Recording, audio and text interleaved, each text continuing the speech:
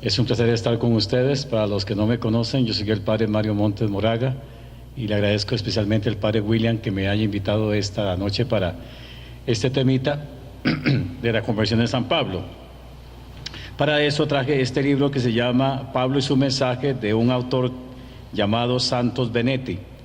Y lo que hace él es poner a Pablo a hablar en primera persona, como si Pablo contara su vocación. En el texto de los libros de los Hechos se repite el relato de la vocación en 3 textos: capítulo 9, capítulo 22 y capítulo 29. Bien, no me voy a detener en cuanto a la geografía de Damasco, donde Pablo, según el libro de los Hechos, tuvo ese encuentro fulgurante con Cristo, sino que él lo hace de la siguiente manera. Todo hombre tiene en su vida un momento decisivo, crucial. Hacemos planes y cálculos, estudiamos esta u otra posibilidad y de pronto sucede lo imprevisto. Nos encontramos frente a una coyuntura que nos exige una toma de posición que comprendemos inmediatamente que es decisiva en nuestra vida. Fue lo que me pasó a mí. Allí me encontré con este detalle que no había previsto, porque era un detalle de los misteriosos caminos de Dios. Yo había tomado el camino de Jerusalén hacia Damasco con las intenciones que ya ustedes conocen, y allí mi camino se cruzó con el camino de Dios. ¿Qué pasó? Es difícil de explicar. Aquí tengo las narraciones de San Lucas y comprendo que dicen mucho de lo que sucedió, pero no todo. Es muy difícil expresar con palabras qué sucede en el corazón de un hombre cuando cambia el rumbo de su vida. ¿Qué sucedió con el fariseo Saulo cuando se encontró con Jesús? El detalle que no estaba en mis planes y mi vida tuvo que comenzar de nuevo. Mientras leemos juntos las narraciones de San Lucas, que me ayudan muchísimo a refrescar mi memoria acerca de un acontecimiento para mí decisivo, procuraré pensar en la forma de explicarles a ustedes qué pueden significar esos relatos y qué sentí yo en aquellos momentos. La primera narración es la más conocida, de Hechos 9, 1 al 2. Entre tanto, Saulo, respirando todavía amenazas y muerte contra los discípulos del Señor, se presentó al sumo sacerdote y le pidió cartas para la sinagoga de Damasco, para que si encontraba algunos seguidores del camino, los pudieran llevar atados a Jerusalén. La segunda narración, Hechos 22, 4 al 5, ante un grupo de judíos, él cuenta su experiencia.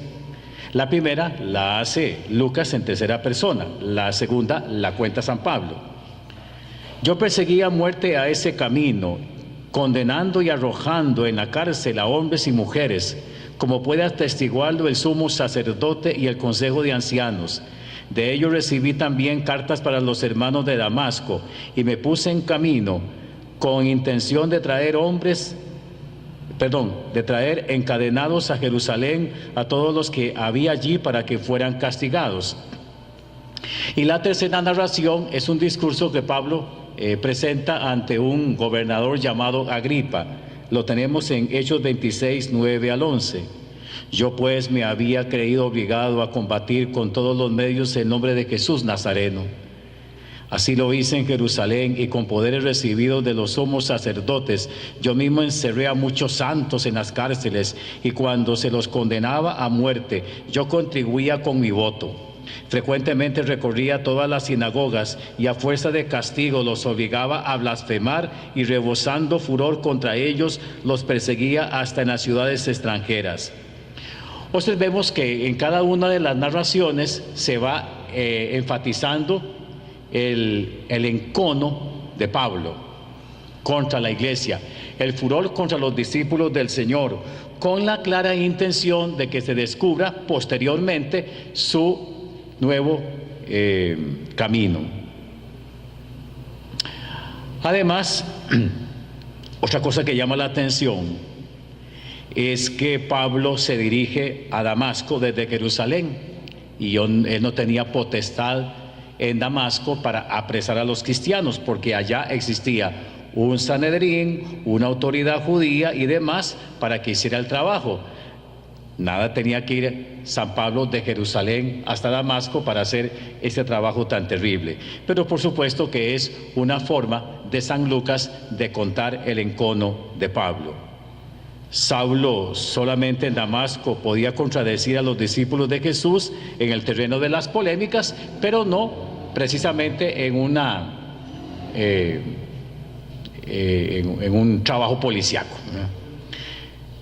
Vamos a lo que nos importa, al momento de la vocación. Primer relato, 9, 3 al 6 de Hechos. Yendo de camino, cuando estaba cerca de Damasco, de repente le rodeó una luz venida del cielo, y habiendo caído en tierra, oyó una voz que le decía: Saulo, Saulo, ¿por qué me persigues? Él respondió: ¿Quién eres, Señor? Yo soy Jesús, a quien tú persigues. Ahora levántate, entra en la ciudad y allí se te dirá lo que debes hacer. Segunda narración, en boca de Pablo. Yendo de camino, estando cerca de Damasco al mediodía, me envolvió de repente una gran luz venida del cielo, caí en tierra y oí una voz que me decía: Saulo, Saulo, ¿por qué me persigues? Yo respondí: ¿y tú quién eres, Señor? Yo soy Jesús de Nazaret, a quien tú persigues. Y yo le dije: ¿qué he de hacer, Señor? Y el Señor me respondió: levántate y vete a Damasco, allí se te dirá todo lo que está establecido que hagas. Y la tercera narración del capítulo 26, del 12 al 18. En este empeño iba hacia Damasco con plenos poderes de los sumos sacerdotes, y al mediodía, yendo de camino, vi, oh rey, una luz venida del cielo, lo más resplandeciente que el sol, que me envolvió a mí y a mis compañeros en su resplandor. Caímos todos a tierra, y yo oí una voz que me decía en lengua aramea: Saulo, Saulo, ¿por qué me persigues? Te es duro dar patadas contra el aguijón. Y yo le dije: ¿quién eres, Señor? Yo soy Jesús, a quien tú persigues. Ahora levántate y ponte en pie, pues me he aparecido a ti para constituirte servidor y testigo, tanto de las cosas que de mí has visto, como de las que me manifestaré, eligiéndote de tu pueblo y de los gentiles a los que te envié, para que abran los ojos y se conviertan de la luz de las tinieblas a la luz y de Satanás a Dios, para que reciban el perdón de los pecados y una parte de la herencia entre los santificados mediante la fe en mí. En esta tercera narración ya Jesús le dice lo que tiene que hacer. Digamos como que ya da por sentada la vocación de Saulo. En las otras dos es Ananías el que tiene que decirle a Saulo cuál es, en síntesis, la llamada a la que Dios le llama.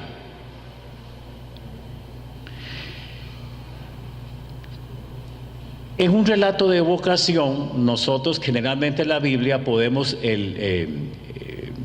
percibir varias cositas. Cuando se trata de un relato de vocación, en casi todos, generalmente es de una persona, por lo general, enemiga de Dios, que es llamada por Dios a una tarea.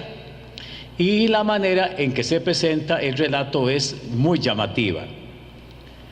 Dios lo hace caer, o la persona cae ante la presencia de Dios.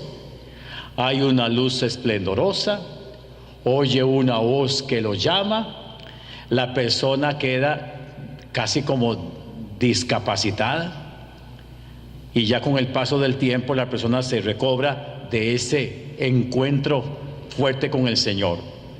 Si ustedes lo pueden luego buscar en el Antiguo Testamento, hay un relato de vocación o de conversión más bien en el segundo libro de Macabeos, capítulo 3, de un tal Heliodoro que llega a profanar el templo de Jerusalén, se encuentra con Dios, llegan unos ángeles, Heliodoro cae, el pobre estuvo en camilla no sé cuántos días y al final llegó con una gran insolencia y quedó prácticamente en cama hasta que se pudo recuperar y finalmente glorifica a Dios. Casi siempre ese esquema de vocación tan impresionante lo vemos en el texto de San Pablo. Cae por tierra, oye la voz del resucitado, queda ciego durante varios días y con el paso de los días se recupera completamente transformados. Quizá alguno de ustedes me quiera preguntar cuál de las tres narraciones es la más exacta o por qué hay tres y en cada una de ellas siempre se dice algo nuevo y distinto. Pues es esto lo primero que deseo explicarles. No han de pensar ustedes que yo desde un primer momento comprendí todo lo que Dios me pedía cuando me echó por cara que estaba persiguiendo al mismo Jesucristo al perseguir a sus discípulos. Fue un largo y lento proceso de reflexión y de oración, de meditación de la palabra y de procurar descubrir la voluntad divina en los acontecimientos diarios, lo que me llevó finalmente a ver con total claridad que yo estaba destinado por Dios y elegido por el mismo Jesús para ser un apóstol. No uno más, sino el apóstol que se encargara de abrir las puertas de la fe al mundo de los paganos. Y resulta que la insistencia en los tres relatos escritos por Lucas es precisamente dar a entender que aquel hombre perseguidor tenía que transformarse en apóstol. Y una de las condiciones que según el Nuevo Testamento todo apóstol debe tener es que haya visto al resucitado. Todos. Al resucitado, a Jesús y al resucitado. Y más adelante en las cartas a Pablo le van a echar en cara: apóstol, no lo fuiste porque no participaste de los 12, ¿verdad? Los apóstoles vieron al resucitado. Dice San Pablo que se le apareció a Pedro, a Cefas, ¿verdad? A Santiago y por último a mí, aunque sea como un aborto. Entonces, si alguien quería restregarle en la cara a San Pablo que no era apóstol solo por una condición de no haber visto a Cristo resucitado, Pablo va a decir que sí, que tuvo ese encuentro con el resucitado. De manera que él va a decir que tiene también esa condición. A medida que avanzaba mi vida, el Espíritu Santo me iba mostrando el camino a seguir hasta que un día me encontré con que yo, el antiguo fariseo, defensor estricto de la ley, era quien defendía el derecho de los paganos a entrar en la fe cristiana sin judaizarse previamente y sin aceptar las antiguas tradiciones de mi raza. Es por todo eso que cada narración, cada discurso mío que tocaba el tema, aportaba algún elemento nuevo, porque yo mismo con el tiempo iba descubriendo todo lo que Jesucristo quiso decirme en aquel primer encuentro tan tremendo como consolador. ¿Y cómo lo explica San Lucas? Pues que Pablo estuvo unos días sin comer ni beber nada, que quedó ciego, y que Ananías se encargó en un momento determinado de indicarle el camino que tenía que seguir, de bautizarlo. Se repuso, comió, bebió, le cayeron unas escamas de los ojos y luego se fue a predicar el Evangelio. Claro, a San Lucas le encantan las síntesis, todo lo coloca como en unos cuantos días de ese tiempo en que Pablo duró meditando y ¿por qué no?, asimilando su nueva condición de apóstol. Y creo que a todos en algún momento, cuando hemos sentido la llamada del Señor, la hemos tenido que ir asimilando. No es así de la noche a la mañana que si decimos de un cursillo, yo me encontré con Cristo, está bien. Pero verá que la vocación se va gestando y se va madurando con el paso del tiempo. Y ya Pablo dirá, anciano, recordando su vocación: lo estimo todo pérdida con tal de haber ganado a Cristo. Habían pasado ya mucho tiempo después de aquel famoso encuentro de Damasco. Lo primero que descubrí y que realmente me sacudió hasta tirarme por tierra con todas mis antiguas estructuras, y acá dice que me tiró por tierra, el autor lo pone así, ¿verdad? Algunos dicen que fue que San Pablo cayó de un caballo, ¿verdad? En las pinturas, por lo general, aparece cayéndose del caballo. A mí me gusta decir una vocación sin caballo, porque en esos años se acostumbraba que para las expediciones y los recorridos, esa gente iba a pie. Lo que pasa es que los pintores colocan a Pablo cayéndose del caballo. Entonces por ahí alguien ha dicho, es importante que en la vocación Cristo lo tire a uno del caballo. No, el que lo tira es Jesús, no es que andaba con caballo, con mulo, ¿verdad? Y me gusta esto. Me sacudió hasta tirarme por tierra con todas mis angustias estructuras, mis antiguas estructuras. Era Jesucristo, el Señor resucitado, que está vivo y presente en la comunidad. Yo soy Jesús a quien tú persigues. Todavía me parece estar escuchando esta frase. Persiguiendo a los cristianos, perseguía al mismo Cristo. Pero no solo era esto. Es Jesús a quien yo perseguía, que se me presentó con tal fulgor y radiante en su nueva vida como resucitado, que no pude resistir ante su figura y comprendí que no podía mirarlo con los ojos del cuerpo, sino que necesitaba otros ojos, los ojos de la fe. No era Jesús el de Galilea, el que yo veía o podía tocar o hablar. No, era el Jesús resucitado, el Señor con una vida nueva y distinta, sentado a la derecha del Padre. Así como lo vio Esteban cuando era apedreado, así también lo contemplé yo. Con el tiempo fui comprendiendo que hacía mucho tiempo que estaba ciego al no descubrir en las Escrituras todo lo referente a Cristo. Por eso Lucas lo explica diciendo que estuvo unos días sin poder ver, pero también me di cuenta de que hay que perder esta vista para poderlo ver. Recién cuando Ananías me dijo, hermano Saulo, y me instruyó en la fe y me bautizó, recién entonces recobré la vista de la auténtica fe. Antes miraba a Cristo de una forma, ahora yo lo podía ver de otra. También mis compañeros vieron la luz, pero no escucharon la voz ni quedaron ciegos. En efecto, solo yo descubrí a Cristo como el Señor resucitado, y por eso pude escucharlo, y por eso mismo tuve que cambiar mis ojos, reubicarme totalmente ante Él y comenzar a leer todas las Escrituras desde otro punto de vista. Pero cuando Jesucristo, al igual que Dios en el Antiguo Testamento, se le aparece un hombre, ciertamente que lo hace para encomendarle una tarea especial. Ya Jesús había elegido a los 12 y a ellos se les había aparecido resucitado. Por ello eran sus apóstoles y ocupaban un lugar especial de la comunidad. Y aquí comenzaron mis problemas.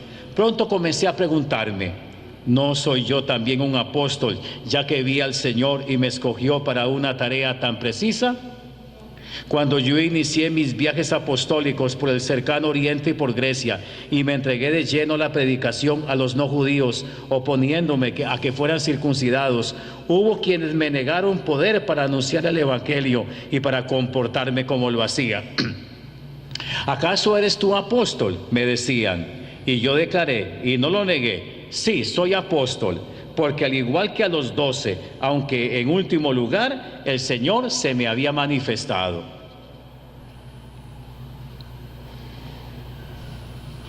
Ahora me acuerdo que fue precisamente a los cristianos de Corinto, tan revoltosos y discutidores, y que no querían aceptar mis palabras acerca de la resurrección de los muertos, les escribí. Yo también recibí lo que les transmití, que Cristo murió por nuestros pecados según las Escrituras, que fue sepultado y que resucitó al tercer día según las Escrituras, que se apareció a Pedro y luego a los 12, después a más de 500 hermanos a la vez. Esto es el querigma, ¿verdad? El anuncio fundamental del Nuevo Testamento. Luego se apareció a Santiago y más tarde a los apóstoles, y en último término se me apareció también a mí como a un abortivo. Pues yo soy el último de los apóstoles, indigno del nombre de apóstol, por haber perseguido a la iglesia de Dios. Pero por la gracia de Dios soy lo que soy, y la gracia de Dios no ha sido estéril en mí. Tan cierto es todo esto que ni Pedro ni los demás jamás pudieron echarme en cara que yo usurpara el título de apóstol. Muy al contrario, pude discutir al igual con ellos, aunque siempre con el respeto debido al lugar que Pedro ocupaba en la iglesia. Pero no solamente fui descubriendo que Jesucristo me elegía como apóstol, también debía ser testigo de cuanto había visto y descubierto. Esto fue lo que quise expresarles a mis compatriotas cuando les hablé en Jerusalén.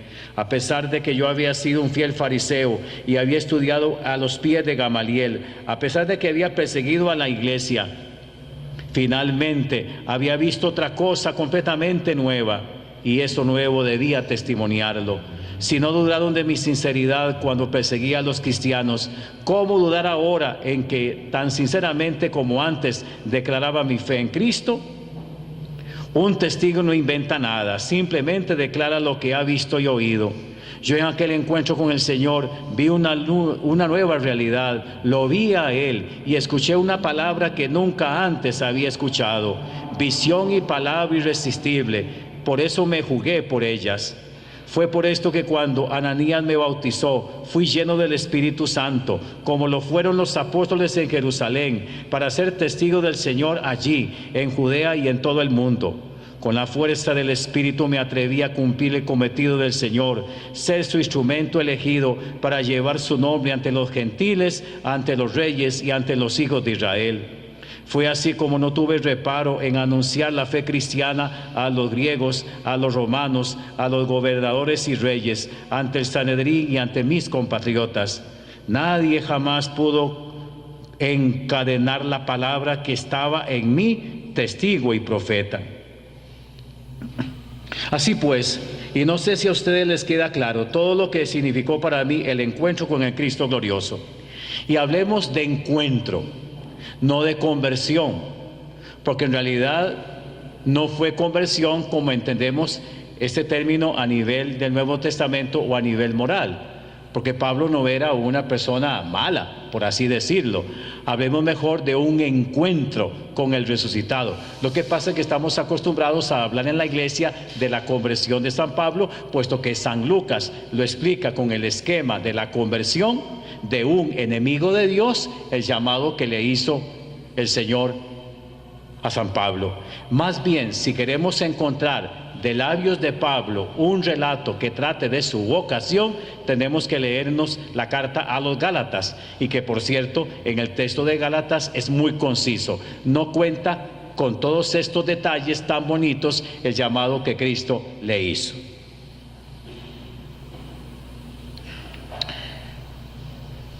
Me encontré de buenas a primeras con que debía tirar por la borda todos mis planes para el futuro y comenzar ahora, digamos de cero, a recorrer un camino largo y lleno de dificultades. Pero como dice el refrán griego, es inútil dar patadas contra el aguijón. El encuentro con Cristo implicó que cambiara todo mi modo de pensar y me preparara para una misión que cada día veía más clara.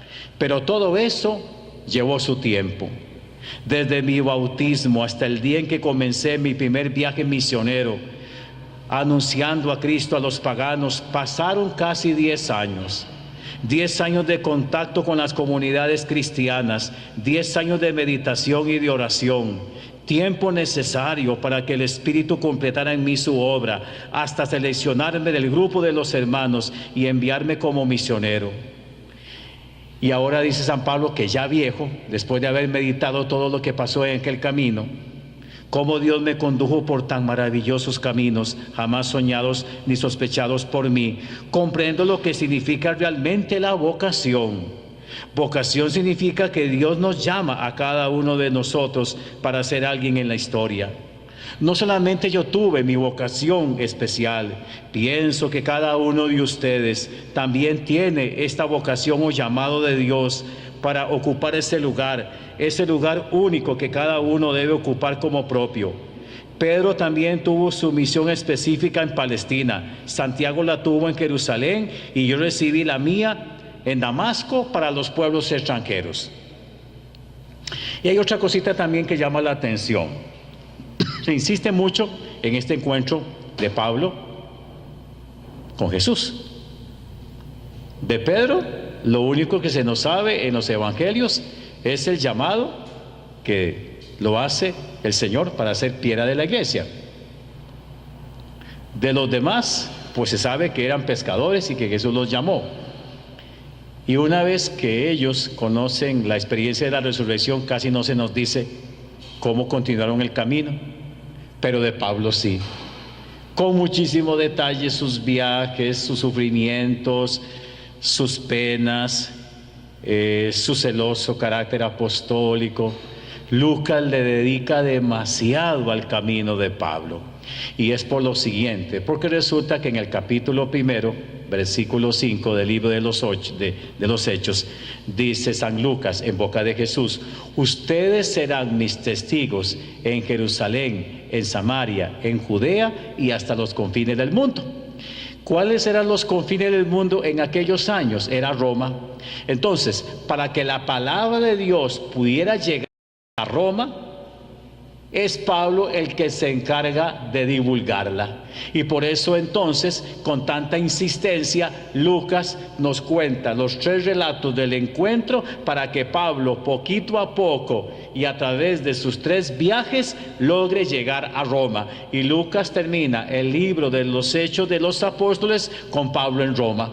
Aunque está encarcelado y vigilado, la palabra de Jesús llega hasta Roma. Esto no se dice de los demás apóstoles. Es a San Pablo, impulsado por el Espíritu del resucitado, al que le toca menuda tarea de llevar la palabra de Jesús hasta los confines de la tierra.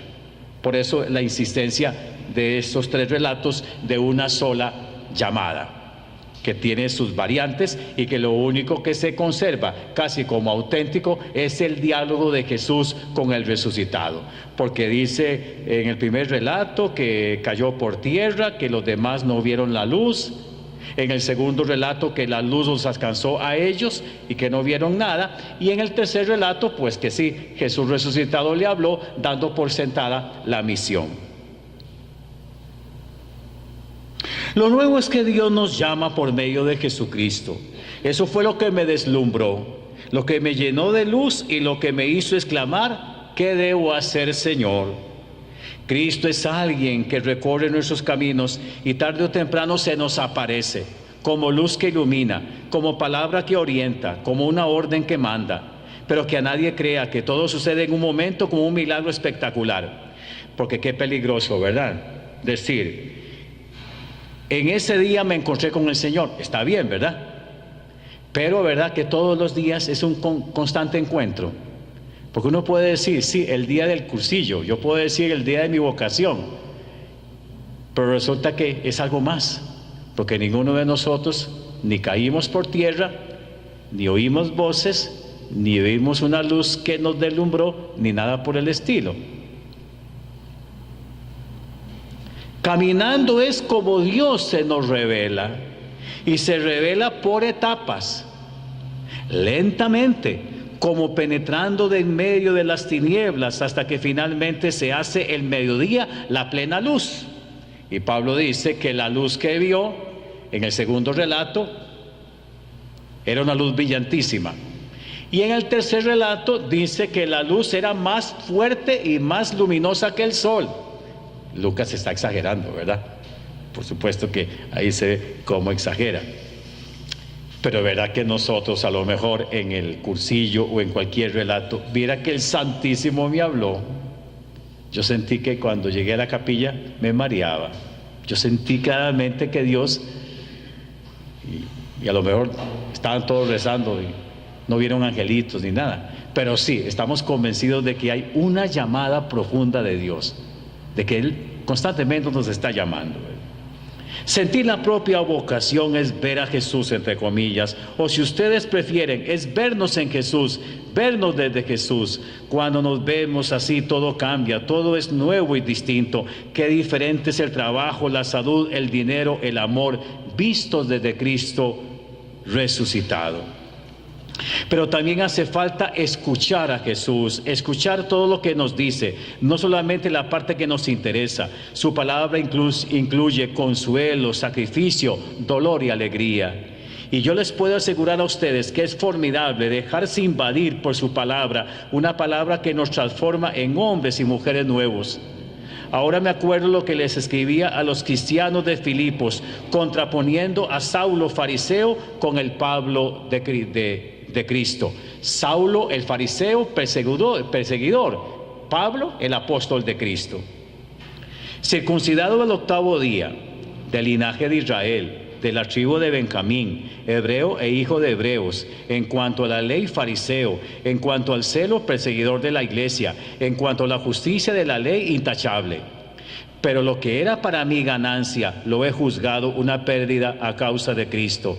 Y más aún considero que todo es pérdida ante la sublimidad del conocimiento de Cristo Jesús, mi Señor, por quien perdí todas mis cosas y las tengo por basura con tal de ganar a Cristo, El texto original dice estiércol.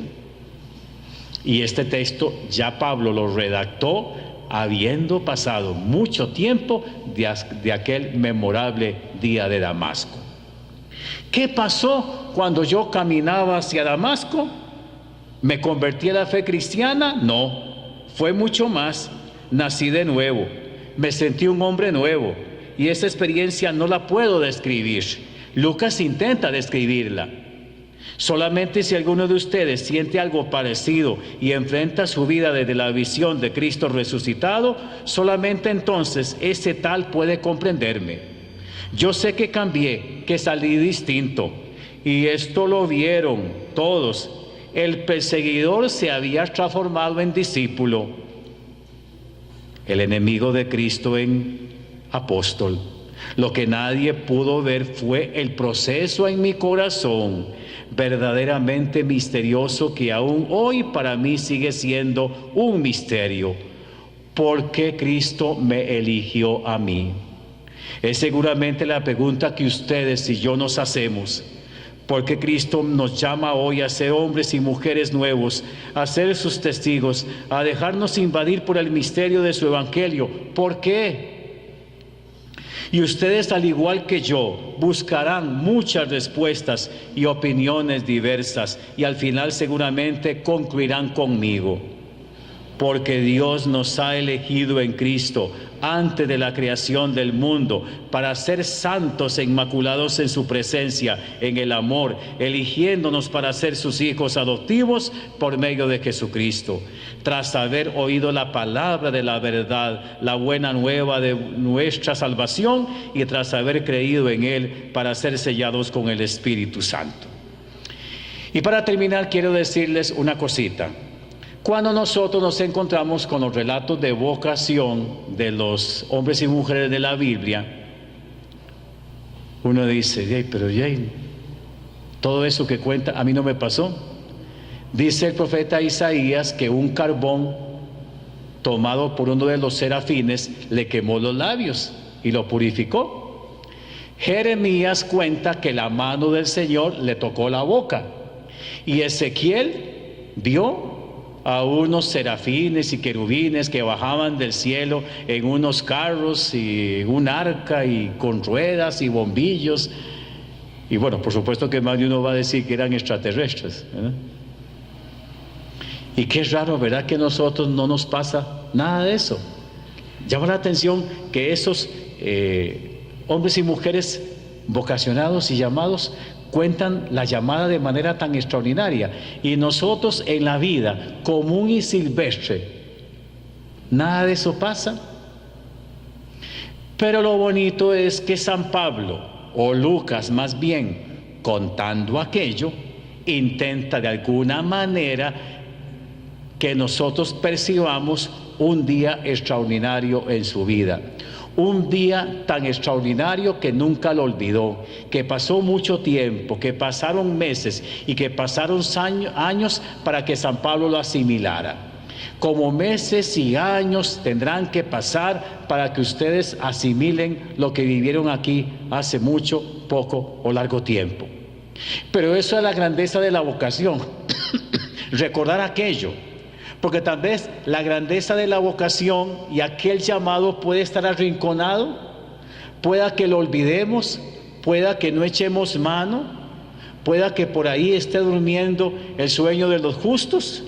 Y por eso es importante que esta manera en que Lucas cuenta la vocación de su maestro también es una forma de decirnos, recordemos aquel día que para nosotros Cristo nos llamó, Cristo nos interpeló, y Cristo pasó a ser una persona tan especial en la vida de uno que el revolcón fue grande.